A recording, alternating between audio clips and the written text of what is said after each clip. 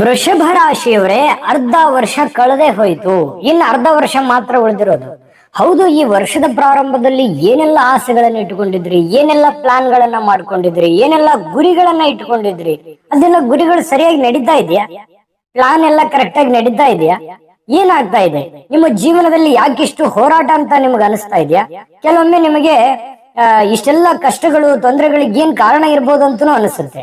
ಕೆಲವೊಂದು ಸಂದರ್ಭದಲ್ಲಿ ಹಗಲಿರುಳು ಕಷ್ಟಪಟ್ಟರು ಕೂಡ ಅದರ ಪೂರ್ಣ ಫಲ ನಿಮ್ ಕೈ ಸಿಗದೆ ಹೋಗ್ತಾ ಇದೆ ಅಂತನೂ ಕೂಡ ನಿಮಗೆ ಅನಿಸ್ತಾ ಇರ್ಬೋದು.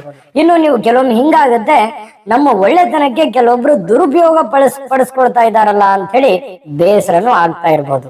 ಹಾಗಾದ್ರೆ ಈ ವಿಡಿಯೋನ ನೀವು ಕೊನೆ ತನಕ ನೋಡ್ಬೇಕು, ಅಂದ್ರೆ ಮಾತ್ರ ಇದ್ರ ಬಗ್ಗೆ ನಿಮಗೆ ಮಾಹಿತಿ ಇದೆ. ಅಂದ್ರೆ ನಿಮ್ಮ ಗುರಿ ನೀವ್ ಎಲ್ಲಿ ಮರೆತ್ರಿ, ಏನಾಯ್ತು ಈ 6 ತಿಂಗಳು, ಏನ್ ಆಗಬಹುದು ಮುಂದಿನ 6 ತಿಂಗಳು, ಈ 6 ತಿಂಗಳಲ್ಲಿ ಅಂದ್ರೆ ಮುಂದಿನ ಈ ವರ್ಷ ಮುಗಿಯೋದ್ರೊಳಗಡೆ ನಿಮ್ಮ ಗುರಿಯನ್ನ ರೀಚ್ ಮಾಡಕ್ ಆಗತ್ತಾ?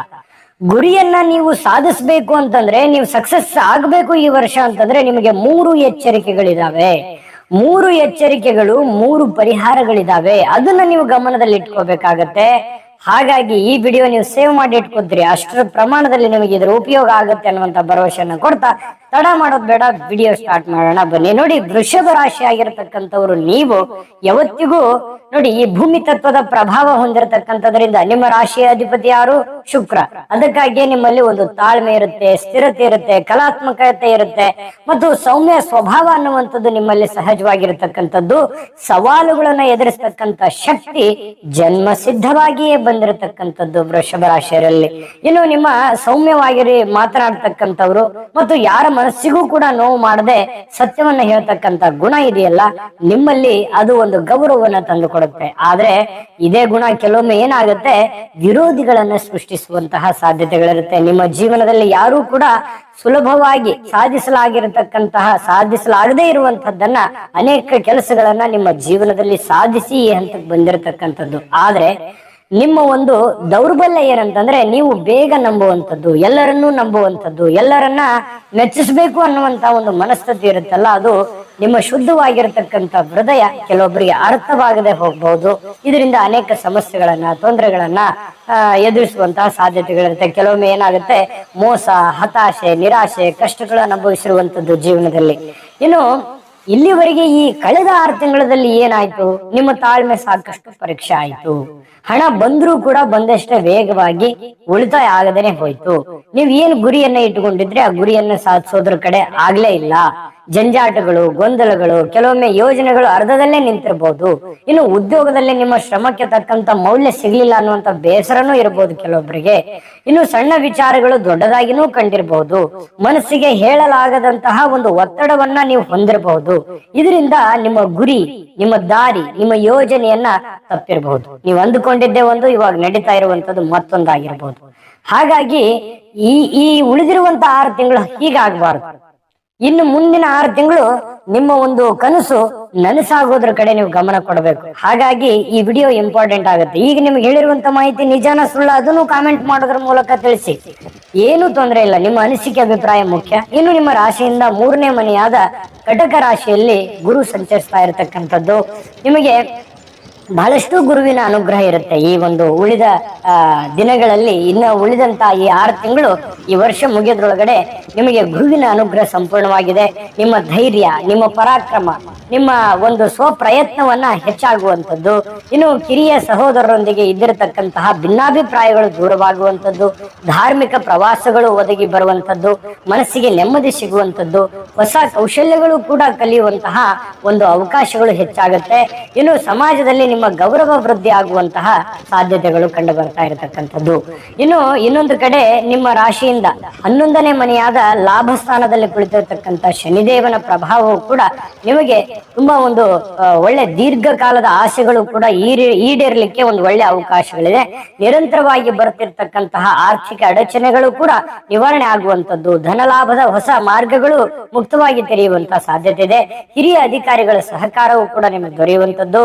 ಉದ್ಯೋಗದಲ್ಲಿ ಜೀವನದಲ್ಲಿ ನಿಮ್ಮ ಪ್ರಭಾವ ಹೆಚ್ಚಾಗುವಂತಹ ಸಾಧ್ಯತೆ ಇದೆ. ಆದ್ರೆ ಕರ್ಮ ಸ್ಥಾನವಾಗಿರ್ತಕ್ಕಂಥದ 10ನೇ ಮನೆಯಲ್ಲಿ ರಾಹುವಿನ ಸಂಚಾರದಿಂದಾಗಿ ಕೆಲವೊಮ್ಮೆ ಏನಾಗುತ್ತೆ, ಕೆಲವೊಮ್ಮೆ ಅಡ್ಡಿ ಅಡಚಣೆಗಳು, ತೊಂದರೆ, ಅತಂತ್ರಗಳು, ಅಜಾಗರೂಕತೆಗಳು, ಕೆಲವೊಂದು ವಿಚಾರಗಳನ್ನ ಗಮನದಲ್ಲಿ ಇಟ್ಕೋಬೇಕಾಗುತ್ತೆ.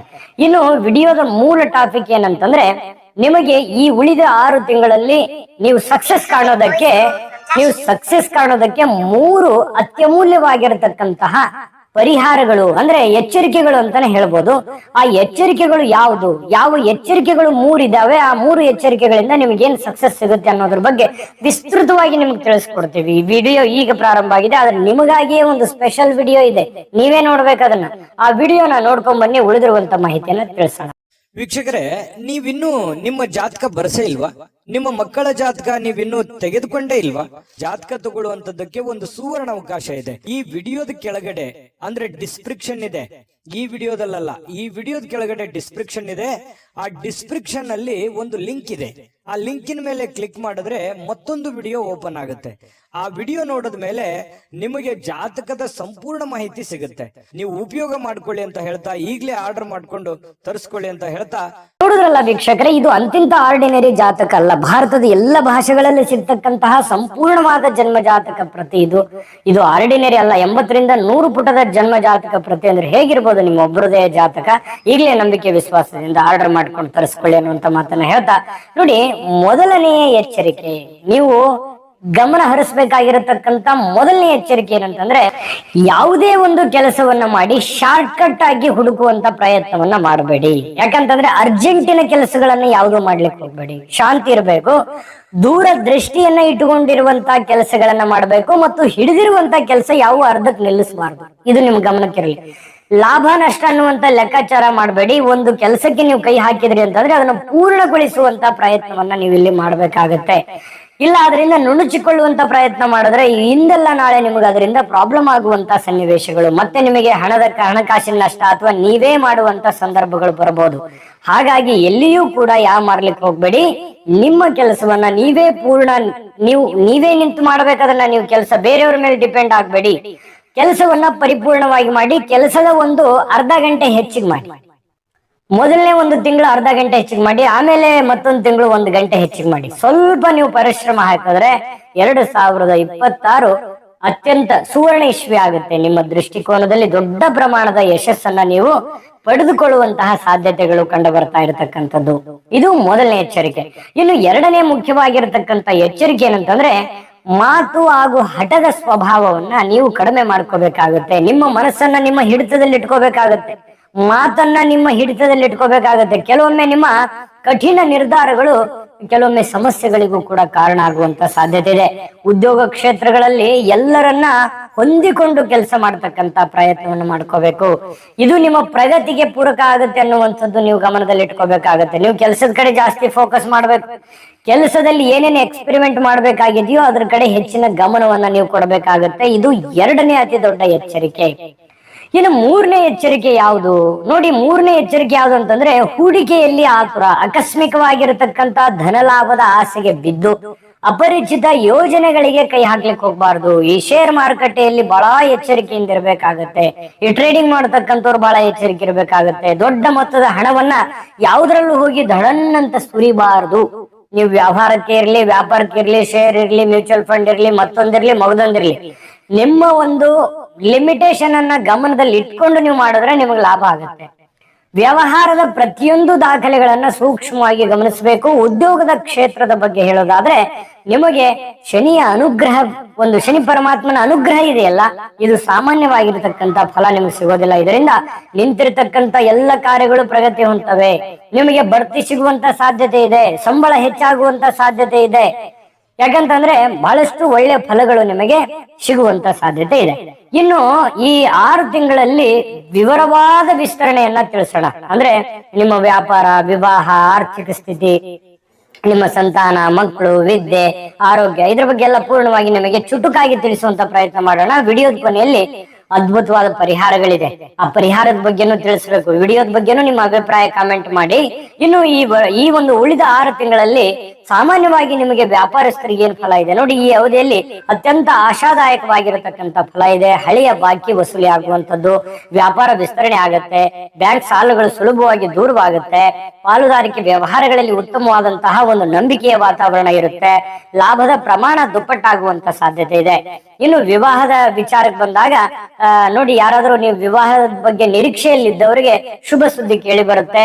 ನಿಮಗೆ ಗುರು ಬಲಾಢ್ಯ ಇರತಕ್ಕಂಥದ್ರಿಂದ ಬಹಳಷ್ಟು ಒಂದು ಮದುವೆಯ ಯೋಗಗಳು, ಕಂಕಣ ಭಾಗ್ಯಗಳು ನಿಮಗೆ ಕೂಡಿ ಬರುವಂತ ಸಾಧ್ಯತೆ ಇದೆ. ಸಂಗಾತಿಯ ಹುಡುಕಾಟ ನಿಮಗೆ ಖಂಡಿತವಾಗ್ಲೂ ಸಿಗುತ್ತೆ. ಮತ್ತು ಈಗಾಗಲೇ ವಿವಾಹಿತ ಆದವರಿಗೆ ಸಂಗಾತಿ ಇಬ್ರು ಪರಸ್ಪರ ಹೊಂದಾಣಿಕೆ ಮಾಡಿಕೊಂಡು ಸುಖ ಸೌಖ್ಯದಿಂದ ಇರುವಂತ ಸಾಧ್ಯತೆಗಳಿದೆ. ಇನ್ನು ವಿಶೇಷವಾಗಿ ಪ್ರೇಮಿಗಳು ಕೆಲ ಗೊಂದಲಗಳು ಇದ್ರೂ ಕೂಡ ಅವು ಕ್ರಮೇಣ ನಿವಾರಣೆ ಆಗುವಂತ ಸಾಧ್ಯತೆ ಇದೆ. ಇನ್ನು 3ನೇ ವ್ಯಕ್ತಿಯ ಮಾತುಗಳಿಗೆ ಕಿವಿ ಕೊಡದೆ ನಂಬಿಕೆ ಇಂದ ಇದ್ರೆ ಇನ್ನು ನಿಮ್ಮ ಇಬ್ಬರ ಮಧ್ಯದಲ್ಲಿ ಬಾಂಧವ್ಯ ಚೆನ್ನಾಗಿರುತ್ತೆ. ಇನ್ನು ಸಂತಾನದ ವಿಚಾರಕ್ಕೆ ಬಂದಾಗ ಸಂತಾನದ ನಿರೀಕ್ಷೆಯಲ್ಲಿ ಇರ್ತಕ್ಕಂಥ ದಂಪತಿಗಳಿಗೆ ದೇವತಾ ಅನುಗ್ರಹದಿಂದ ಆಶಾದಾಯಕವಾಗಿರ್ತಕ್ಕಂಥ ಬೆಳವಣಿಗೆಗಳು ಕಂಡು ಬರುತ್ತೆ. ಮಕ್ಕಳು ಪ್ರಗತಿಯಿಂದ ಕುಟುಂಬದಲ್ಲಿ ಹಬ್ಬದ ವಾತಾವರಣಗಳು ಕೂಡ ನಿರ್ಮಾಣ ಆಗುವಂತ ಸಾಧ್ಯತೆ ಇದೆ. ಇನ್ನು ವಿದ್ಯಾರ್ಥಿಗಳು ಏನಾದ್ರೂ ನೀವಿದ್ರೆ ಈ ಅವಧಿಯಲ್ಲಿ ಬಹಳ ಮಹತ್ವದ ಒಂದು ಕಾರ್ಯಗಳು ಆಗುತ್ತೆ. ಅಂದ್ರೆ ನೀವು ಒಂದು ಒಳ್ಳೆ ಸಾಧನೆ ಮಾಡ್ಲಿಕ್ಕೆ ಅವಕಾಶ ಇದೆ. ಇನ್ನು ನಿಮ್ಮ ಕೆಲಸದ ಮೇಲೆ ಬಹಳಷ್ಟು ಒಂದು ಒಳ್ಳೆ ಫಲಗಳು ನಿಮಗೆ ಸಿಗುವಂತ ಸಾಧ್ಯತೆ ಇದೆ. ಇನ್ನು ಪ್ರಯಾಣ ಅಂದ್ರೆ ನೀವು ವಿದೇಶ ಪ್ರಯಾಣ ಅಥವಾ ದೂರದ ಪ್ರಯಾಣ ಮಾಡತಕ್ಕಂಥವರಿಗೆ ಉದ್ಯೋಗ ಅಥವಾ ದೂರದ ಪ್ರದೇಶಗಳಲ್ಲಿ ಅವಕಾಶಗಳು ನಿಮಗೆ ಹುಡುಕಿಕೊಂಡು ಬರುವಂತಹ ಸಾಧ್ಯತೆ ಇದೆ. ಅದರಿಂದ ಬಹಳ ಅನುಕೂಲ ಆಗುವಂತದ್ದು. ಇನ್ನು ವೀಸಾಗೆ ಸಂಬಂಧಿಸಿರ್ತಕ್ಕಂಥ ಹಳೆಯ ಅಡೆತಡೆಗಳು ನಿವಾರಣೆ ಆಗುತ್ತೆ. ಆರೋಗ್ಯದ ವಿಚಾರದಲ್ಲಿ ಈ ಜೀರ್ಣಕ್ರಿಯೆಗೆ ಇರುವಂತಹ ತೊಂದರೆಗಳು, ದೇಹದ ಉಷ್ಣತೆಗಳು, ಕಣ್ಣುಗಳ ದಣಿವು ಹಾಗೂ ನಿದ್ರೆಯ ಕೊರತೆಗೆ ಸಂಬಂಧಿಸಿರ್ತಕ್ಕಂಥ ಸಮಸ್ಯೆಗಳ ಬಗ್ಗೆ ಸ್ವಲ್ಪ ಎಚ್ಚರಿಕೆ ವಹಿಸಿದ್ರೆ ಆರೋಗ್ಯದ ಬಗ್ಗೆ ಗುಡ್ ಅಂತ ಹೇಳ್ಬೋದು. ಸಮಯಕ್ಕೆ ಸರಿಯಾಗಿ ಪೌಷ್ಟಿಕ ಆಹಾರಗಳನ್ನು ಸೇವಿಸುವಂತದ್ದು ಅಗತ್ಯವಾಗಿರುವಂತದ್ದು. ಇನ್ನ ಈ ಅವಧಿಯಲ್ಲಿ ಶುಭ ಫಲಗಳನ್ನ ಹೆಚ್ಚಿಸಿಕೊಳ್ಳಿಕ್ಕೆ 3 ಸರಳವಾಗಿರತಕ್ಕಂತಹ ಪರಿಹಾರಗಳನ್ನ ನೀವು ಖಂಡಿತವಾಗ್ಲೂ ಇದ್ದೇ ಇದೆ. ಇದನ್ನ ನೀವು ಮಾಡಿದ್ರೆ ಅದ್ಭುತವಾದಂತ ಪರಿಹಾರ ನಿಮಗೆ ಈಗ ಇಷ್ಟೊತ್ತನ ನಿಮಗೆ ಹೇಳಿರುವಂತದ್ದು ಈ ಎಲ್ಲ ಫಲ ನಿಮ್ಗೆ ಸಿಗುತ್ತೆ. ಈ ವಿಡಿಯೋನ ನೋಡಿ ಕೇಳಿದ್ರಿ, ಬಹಳ ಆನಂದ ಅನಿಸ್ತು. ಆದ್ರೆ ಕಾರ್ಯರೂಪಕ್ಕೆ ತರಬೇಕಲ್ಲ. ಸುಮ್ನೆ ಕೇಳಿದ್ದಕ್ಕೆ ಬಂತು, ಹೇಳಿದ್ದಕ್ಕೆ ಬಂತು, ಆರಾಮಾಗಿದ್ಬಿಟ್ರೆ ಅದಲ್ಲ. ಯಾಕಂತಂದ್ರೆ ಈ ವಿಡಿಯೋ ನೀವು ಸೇವ್ ಮಾಡ್ಕೊಳ್ಳಿ, ನೀವು ಆರಾಮಾಗಿ ಇದ್ದಾಗ್ಲೂ ಕೂಡ ಇದನ್ನ ನೋಡ್ಕೊಳ್ಳಿ, ಆಗಾಗ ನೋಡ್ಕೊಳ್ತಾ ಇರಿ. ಇದರಲ್ಲಿ ಇರುವಂತ ಚಾಲೆಂಜ್ ಗಳನ್ನ ನೀವು ಅಪ್ಲೈ ಮಾಡ್ಕೊಳ್ತಾ ಇರಿ. ಅಂದ್ರೆ ಮಾತ್ರ ನಿಮ್ಗೆ ಸಕ್ಸಸ್ ಈಸಿಯಾಗಿ ಸಿಗುತ್ತೆ ಅನ್ನುವಂಥದ್ದು ನೀವು ಗಮನದಲ್ಲಿ ಇಟ್ಕೋಬೇಕು. ನಿಮ್ಮ ಗುರಿ ಮರಿಬಾರದು.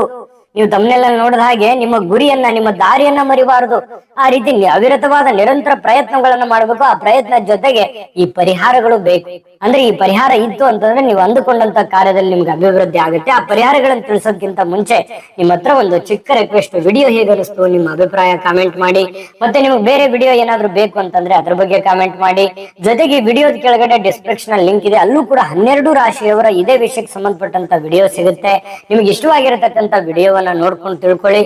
ಜೊತೆಗೆ ನಮ್ಮ ವಿಡಿಯೋ ಲೈಕ್ ಮಾಡಿ, ಶೇರ್ ಮಾಡಿ, ನಮ್ಮ ಚಾನಲ್ ಸಬ್ಸ್ಕ್ರೈಬ್ ಮಾಡ್ಕೊಳ್ಳೋದನ್ನ ಮರಿಬೇಡಿ. ಬನ್ನಿ ಹಾಗಿದ್ರೆ ವಿಡಿಯೋದಲ್ಲಿ ಮುಂದುವರಿಯೋಣ.